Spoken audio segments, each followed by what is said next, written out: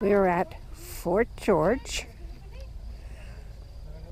which is on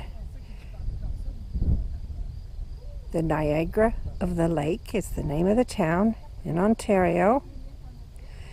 And this was one of the forts which was built by the British for the War of 1812 to 1814. It was overcome by the Americans for just, a few days.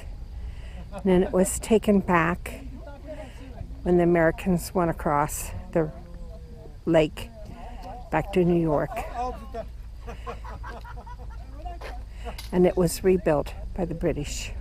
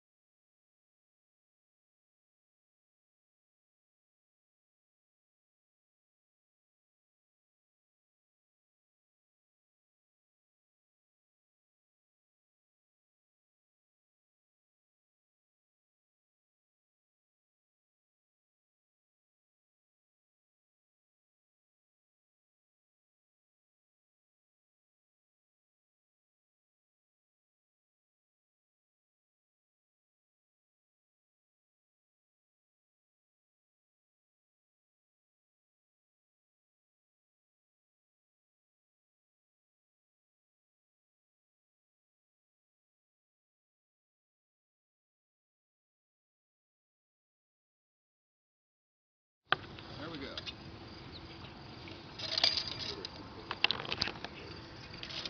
So, 2 shots out of the brown bess musket.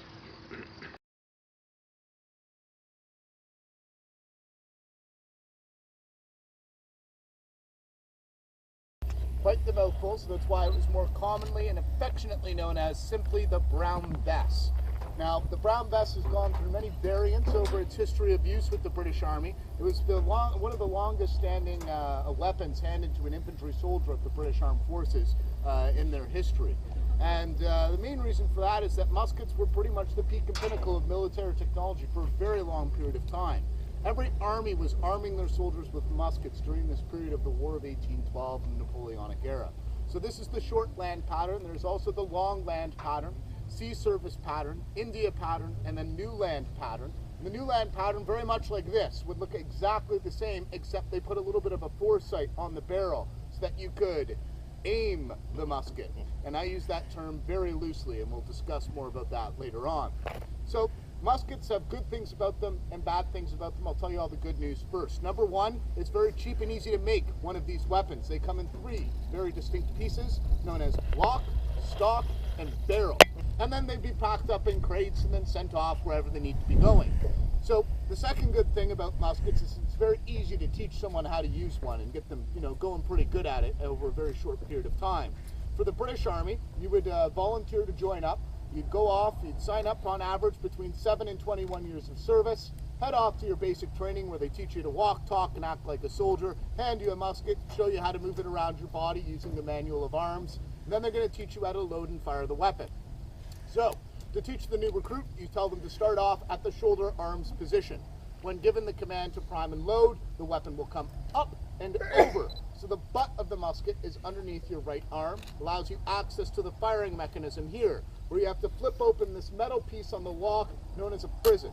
You open that up, it allows you access to the pan below, which where you're going to be putting a priming charge. So with modern weapons, the projectile will come attached to a casing, and inside of the casing is the propellant, and on the bottom is the primer. You load that into the modern day weapon, and it's ready to fire as soon as you ready the action on the piece.